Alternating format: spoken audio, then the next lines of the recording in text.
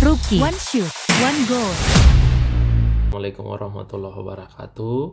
Syukur alhamdulillah, pada hari ini kita akan melanjutkan pembelajaran kita terkait dengan soal tes wawasan kebangsaan. Jadi para pejuang CPNS kalian dimanapun kalian berada, yang paling utama adalah kalian memahami tentang soal-soal dari tes wawasan kebangsaan. Makanya kita tuntaskan dulu terkait dengan wawasan kebangsaan ya, baru kemudian kita melangkah ke item yang lain. Nah, salah satu faktor pembentuk nasionalisme di Indonesia adalah adanya tekad dan keinginan untuk bersatu di kalangan bangsa Indonesia. Jadi, adanya tekad dan keinginan untuk bersatu di kalangan bangsa Indonesia biasanya disebabkan apa? Jadi, faktor pembentuk nasionalisme. Ini pembentuk nasionalisme di Indonesia itu karena adanya apa? Adalah karena adanya tekad dan keinginan untuk bersatu. Biasanya adanya tekad dan keinginan untuk bersatu di kalangan bangsa Indonesia. Hal ini dinyatakan dalam apakah Undang-Undang 1945? Ini tidak ya. Jadi ini bukan di Undang-Undang 1945. Dan ini tidak termuat terkait dengan pembahasan yang murni menyatakan bahwa faktor pembentuk nasionalisme Indonesia adalah faktor tekad dan keinginan untuk bersatu. Ini tidak termuat dalam undang-undang. Apakah ada pada pembukaan Undang-Undang 45? Juga tidak ada. Proklamasi juga tidak membahas terkait itu ya. Ideologi negara atau Pancasila juga dalam 5 sila yang ada juga tidak terkait dengan ini. Walaupun memang membahas terkait dengan persatuan atau nasionalisme, tapi tidak langsung membahas lebih detail terkait dengan faktor pembentuk nasionalisme adalahnya tekad dan keinginan untuk bersatu di kalangan bangsa Indonesia. Ternyata ini dibahas dalam Sumpah Pemuda. Ya, ini yang benar. Jadi yang benar itu adalah E ya. Oke, kita lanjut ke soal nomor 27. Salah satu contoh ancaman diintegrasi dari keutuhan suatu masyarakat di lingkungan pelajar adalah jadi ancaman. Nah, ini kita baca dari ancaman diintegrasi dari keutuhan suatu masyarakat di lingkungan pelajar. Nah, kita garis bawah ini lingkungan pelajar. Biasanya yang terjadi yang mengancam terkait dengan keutuhan atau persatuan biasanya kenapa? Apakah tindakan korupsi? Ada di lingkungan pelajar, biasanya dilakukan oleh guru, dilakukan oleh kepala sekolah, dilakukan oleh perangkat yang lain yang berkaitan dengan sekolah, tetapi tidak secara eksplisit membahas terkait dengan korupsi lebih banyak. Jadi ini kita hapus ya, tindakan korupsi kita hapus. Tawuran antar sekolah ini sering terjadi dan menyebabkan suatu ancaman untuk diintegrasinya keutuhan itu bisa menyatu, itu karena tawuran itu bisa terjadi. Ini kita pertimbangkan ya. Kemudian tindakan kriminalitas yang dimaksudnya seperti apa? Pembunuhan kah? Kemudian begal, ini juga sekarang lagi marak ya, begal di lingkungan sekolah itu bisa terjadi. Nah, tetapi yang dianggap sebagai mengancam keutuhan di sini kita harus pertimbangkan apa yang mengancam keutuhan. Ternyata ini juga kita hapus. Oke, kemudian etnosentrisme. Nah, kalau terkait dengan etnosentrisme itu lebih kepada etno artinya budaya atau keutuhan dalam suatu budaya, ini juga tidak. Oke, ini juga dihapus. Aksi demonstrasi ini bisa. Bahkan ada juga demonstrasi yang memang berkolaborasi dengan lingkup mahasiswa. Tetapi selain kita bisa pertimbangkan sebagai jawaban antara dua, tawuran antar sekolah atau aksi demonstrasi. Tetapi dua ini karena fokus kita adalah pelajar, ingat fokus kita di sini adalah pelajar. Jadi pelajar di sini sebagai fokus utama kita. Yang terjadi memang di lingkungan pelajar adalah tawuran antar sekolah. Ini yang bisa menyebabkan keutuhan atau ancaman dari masyarakat di lingkungan pelajar itu bisa terganggu dan bisa bercerai-berai karena tawuran antar pelajar. Oke, atau tawuran antar sekolah. Jadi antar pelajar, antar sekolah, jadi satu sekolah berjanji untuk melakukan tawuran di suatu tempat. Itu tentu adalah perbuatan yang tidak baik. Oke, kita lanjut ke soal berikutnya. Nomor 28. Jadi kita lihat ke nomor 28.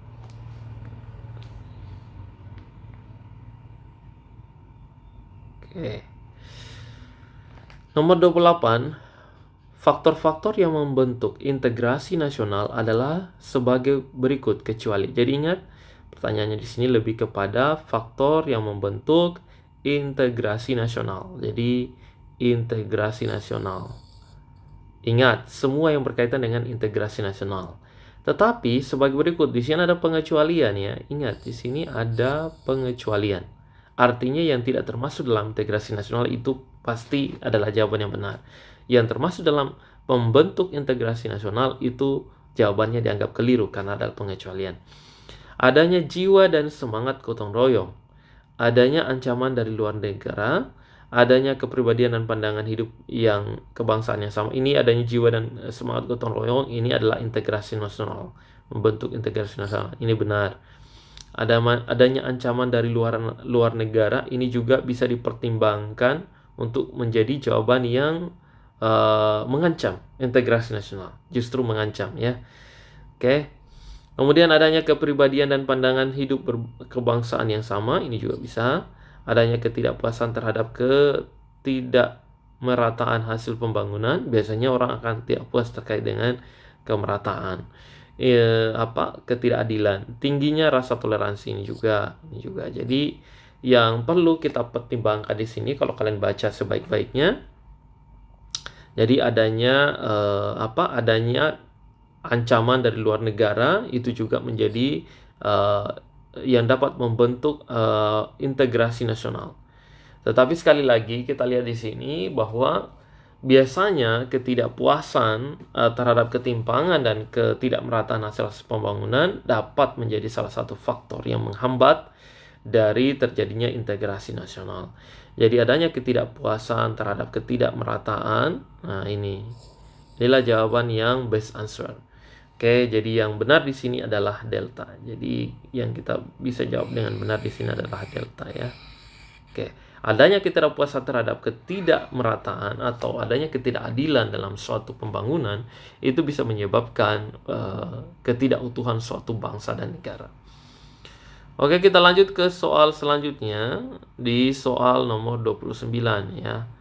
Nah, pasal 32 Undang-Undang Dasar 1945.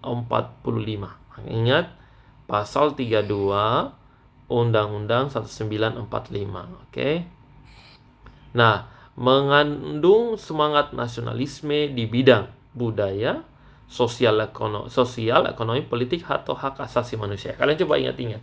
Di pasal 32 itu terkait dengan semangat nasionalisme, semangat nasionalisme itu di bidang apa? Apakah budaya, sosial, ekonomi, politik, atau hak asasi manusia? Jadi ini lebih kepada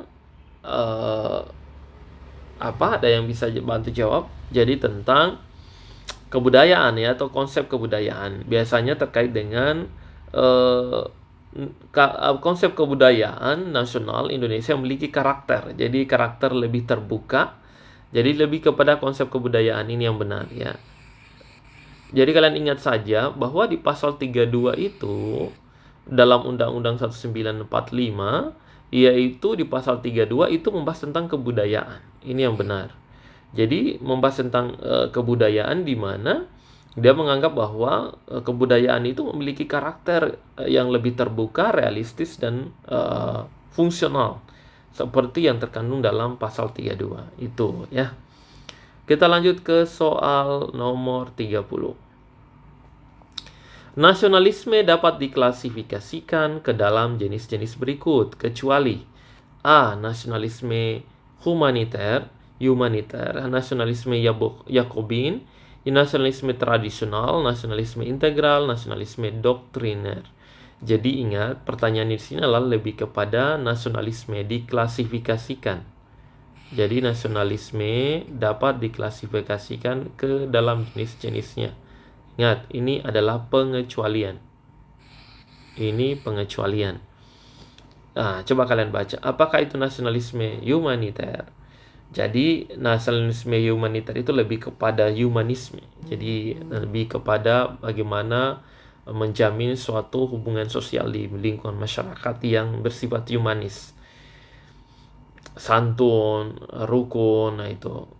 Kemudian apakah nasionalisme Yakobin? Itu juga masuk. Kemudian nasionalisme tradisional, jadi ini masuk, ini masuk, ini masuk, integral masuk. Yang tidak sesuai itu adalah doktriner.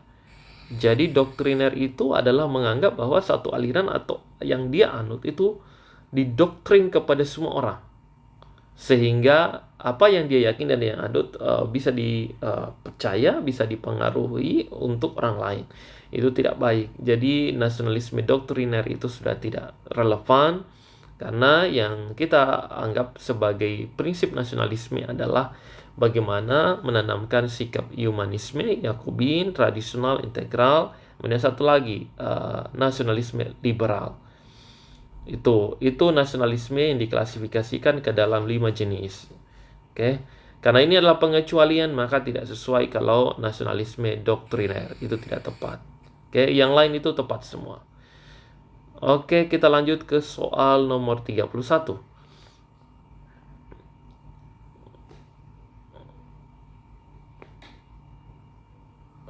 Oke, kalian bisa baca semua. Salah satu faktor penting, jadi di sini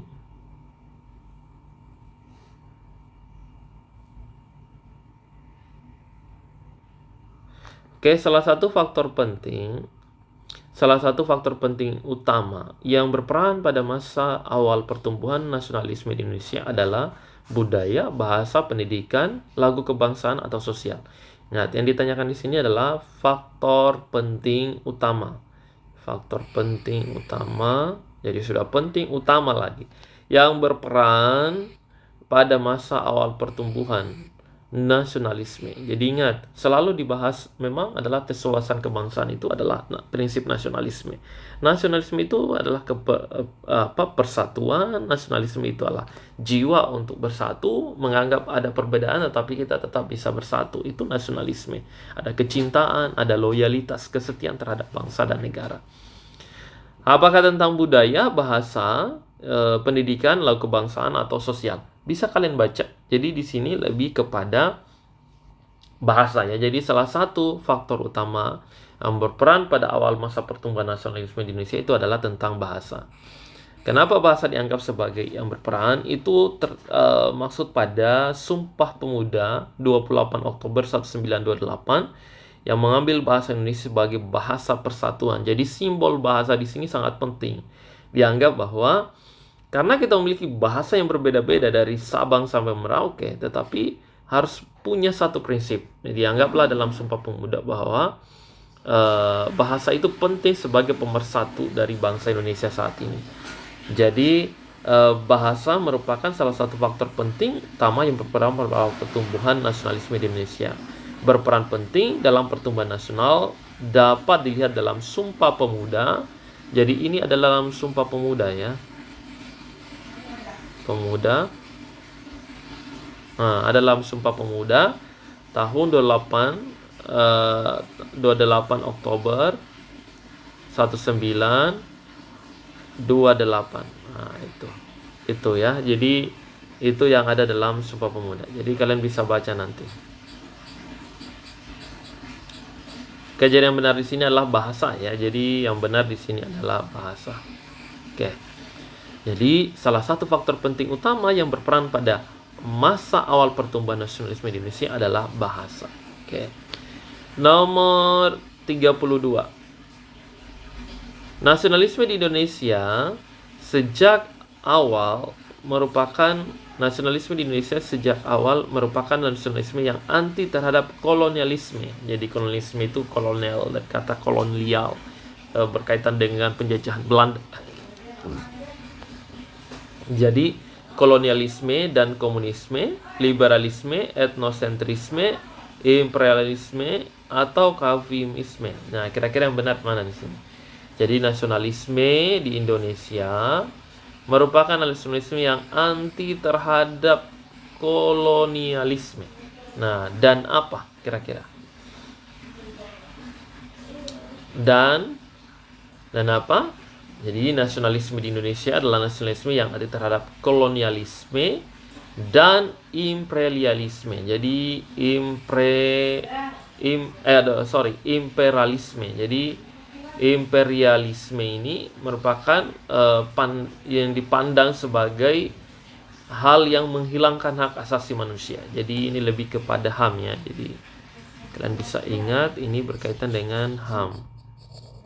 Oke. Jadi imperialisme ini dan kolonialisme ini menganggap bahwa ini akan menghilangkan terkait dengan hak asasi manusia. Sedangkan hak asasi manusia itu dijamin dalam undang-undang. Jadi nasionalisme di Indonesia sejak awal merupakan nasionalisme yang anti terhadap imperialisme dan kolonialisme. Oke, kita lanjut ke soal berikutnya. Kita lanjut ke soal nomor 33. Peristiwa yang sangat besar pengaruhnya terhadap perkembangan gagasan nasionalisme di dunia. Ingat, peristiwa yang sangat besar yang pengaruhnya terhadap perkembangan gagasan nasionalisme di dunia adalah A. Revolusi Prancis, Perang Dunia I, Perang Dunia II, Perang Saudara di Amerika, imperialisme negara Inggris di Asia. Nah, kira-kira kalian jawab apa ini? Jadi, peristiwa yang sangat besar pengaruhnya terhadap perkembangan gagasan nasionalisme di dunia itu adalah Revolusi Prancis. Jadi, Revolusi Prancis di sini merupakan bentuk paham nasionalisme yang muncul sekitar abad ke-18. Jadi sekitar abad 18 dan mulai dominan di Eropa pada awal abad ke-19. Jadi dia muncul di awal abad 18, tetapi dominan itu pada awal ke-19, abad 19. Jadi di mana revolusi Prancis dalam sejarahnya pada akhir abad ke-18 sangat besar pengaruhnya terhadap perkembangan gagasan nasionalisme di dunia. Jadi revolusi Prancis ini berpengaruh ke seluruh dunia, termasuk di Indonesia. Makanya yang benar di sini adalah revolusi Prancis. Adalah A. Ingat saja ya, peristiwa yang sangat besar pengaruhnya terhadap perkembangan gagasan nasionalisme di dunia itu adalah revolusi Prancis. Nomor selanjutnya nomor 34. Nasionalisme di mana negara memperoleh kebenaran politik dari budaya asal atau etnis sebuah masyarakat merupakan nasionalisme bentuk kewarganegaraan, budaya, etnis, identik, atau organik. Nah, ini cukup mudah untuk kalian jawab ya. Jadi nasionalisme di mana negara itu memperoleh kebenaran politik. Nah, jadi negara memperoleh kebenaran politik dari budaya.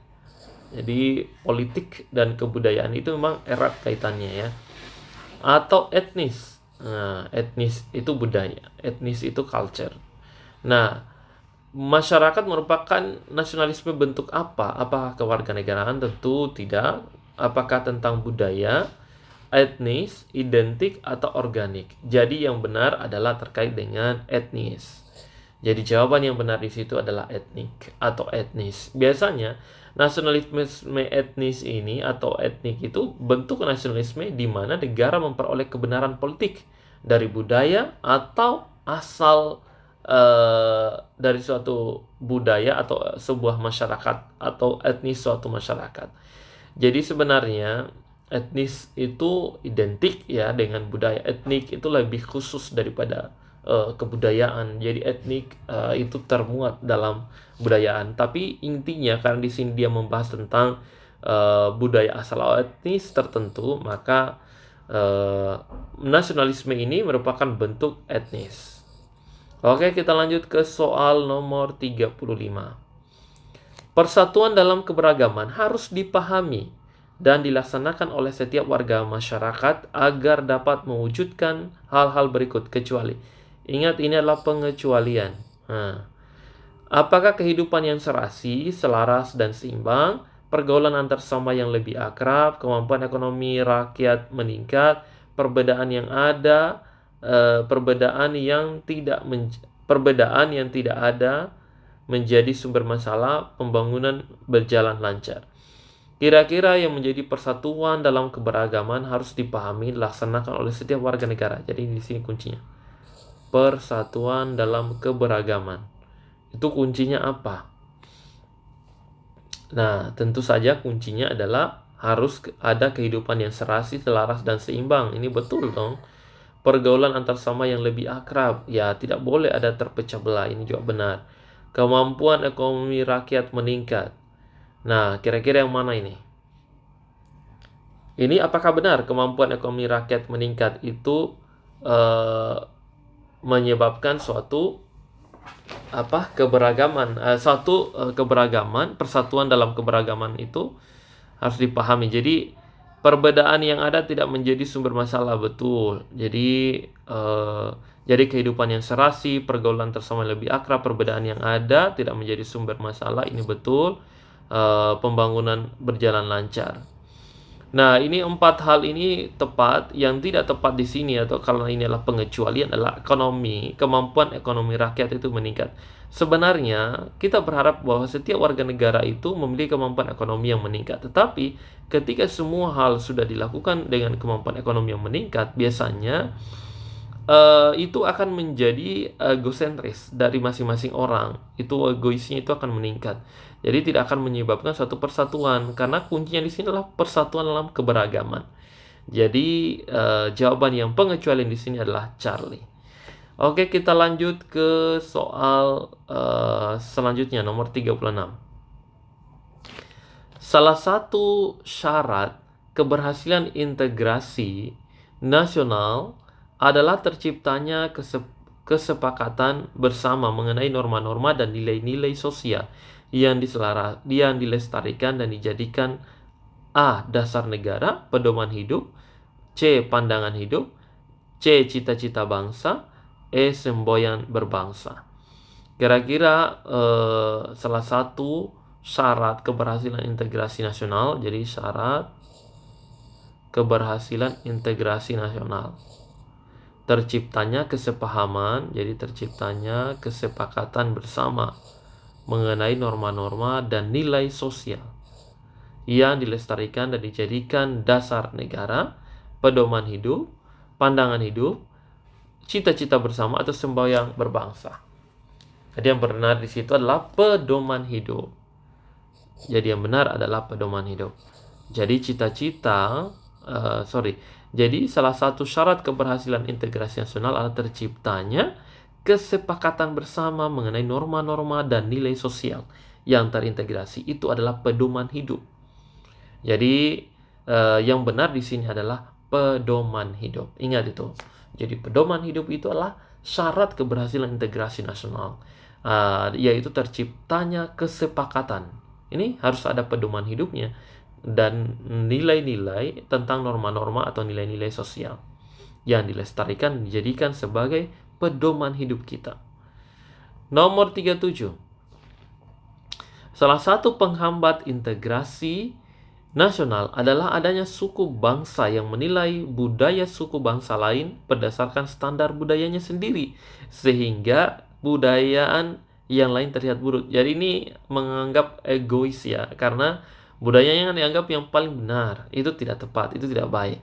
Nah, ini yang menghambat dari integrasi nasional. Integrasi itu artinya memasukkan nilai-nilai persatuan, loyalitas, kesetiaan terhadap bangsa dan negara. Itu akan terhambat karena adanya apa? Primordialisme, Calvinisme, kemudian pragmatisme, non-integralistik, atau etnosentrisme. Kira-kira paham apa ini? Paham apa yang disebut dengan menghambat integrasi nasional dengan menganggap bahwa budayanya adalah yang paling baik.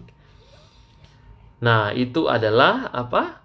Etnosentrisme. Ini jadi etnosentris, menganggap bahwa budayanya adalah budaya yang paling benar dan memaksakan untuk orang lain menganggap budayanya itu yang harus diikuti. Itu namanya etnosentrisme. Itu tidak baik. Jadi paham ini paham yang dianggap buruk dan tidak baik. Di mana kita berada, maka disitulah kaki dijinjing. Artinya, kita harus mampu beradaptasi dengan bahasa, budaya, atau keadaan yang ada di lingkungan tersebut. Tidak boleh ada etnosentrisme. Kemudian nomor 38. Oke, nomor 38. Jadi di sini rasa nasionalisme yang tinggi pada negara, jadi nomor 38, rasa nasionalisme yang tinggi pada negara Kesatuan Republik Indonesia dapat dinilai dari ciri sebagai berikut, kecuali A. Peningkatan kepedulian terhadap budaya daerah dan etnis sendiri, B. Mencintai bangsa dan tanah air Indonesia, C. Rela berkorban demi bangsa dan negara, D. Bangga berbangsa dan bertanah air Indonesia, E. Menempatkan kepentingan bangsa dan negara di atas kepentingan pribadi dan golongan. Jadi ini adalah pengecualian, ingat, ini adalah pengecualian. Jadi rasa nasionalisme yang tinggi pada negara Kesatuan Republik Indonesia dapat dinilai dari ciri-ciri sebagai berikut, kecuali peningkatan kepedulian terhadap budaya, daerah, dan etnis sendiri, adanya mencintai bangsa dan tanah air, ini benar, rela berkorban demi bangsa dan negara juga benar, bangga berbahasa dan bertanah air Indonesia benar, menempatkan kepentingan bangsa dan negara atas kepentingan pribadi juga benar. Jadi yang tidak tepat di sini A, sepertinya A ya. 38 itu A, betul sekali. Jadi di sini yang tidak tepat itu adalah A ya. Jadi rasa nasionalisme yang tinggi pada negara Kesatuan Indonesia dapat dilihat dari ciri-ciri sebagai berikut. Ya, mencintai bangsa dan tanah air, betul. Rela berkorban demi bangsa dan negara, betul. Bangga berbangsa dan bertanah air Indonesia, betul. Menempatkan kepentingan bangsa dan negara di atas kepentingan pribadi, itu juga betul. Jadi yang dianggap kepengecualian atau kecuali adalah jawaban A. Nomor 39. Nomor 39. Kita langsung ke nomor 39. Nasionalisme yang menekankan kepentingan nasional berada di atas kepentingan individu, sehingga individu harus sepenuhnya setia kepada negara, merupakan ciri dari nasionalisme jenis humaniter, tradisional, irasional, integral, Yakobin. Nah, kira-kira nomor 39 itu yang mana? Jadi nasionalisme yang menekankan kepentingan. Jadi menekankan kepentingan nasional berada di atas kepentingan individu, sehingga individu harus sepenuhnya setia. Tadi sudah saya baca seulang-ulang ya. Pada negara, ini ciri nasionalisme apa? Nasionalisme integral. Artinya kita harus mengintegrasikan rasa cinta, setia, menganggap bahwa kehidupan negara dan bangsa di atas kehidupan kita masing-masing itu adalah integral. Jadi ini adalah ciri dari nasionalisme jenis integral. Nomor 40, kita lanjut ke soal nomor 40. Jadi nomor 40 ini dalam tahap awal perkembangannya, nasionalisme di Indonesia berperan sebagai strategi untuk menghormati HAM, melawan penjajah, mempererat semangat persatuan, meningkatkan partisipasi rakyat dalam pembangunan, mempertahankan negara.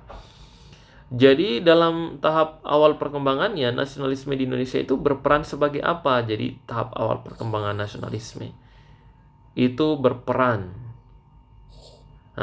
sebagai strategi untuk A. menghormati HAM, melawan penjajah, mempererat semangat persatuan, meningkatkan partisipasi rakyat dalam pembangunan, atau mempertahankan negara. Saya pikir ini kalian harus bisa memahaminya, bahwa di awal perkembangan nasionalisme itu saya pernah bahas di soal TWK sebelumnya, wawasan kebangsaan. Itu adalah untuk melawan penjajah. Jadi orang tidak akan bersatu untuk melawan kolonialisme, penjajahan Jepang, dan seterusnya. Kalau tidak ada persatuan, tidak ada rasa nasionalisme di dalam jiwa dan tubuhnya.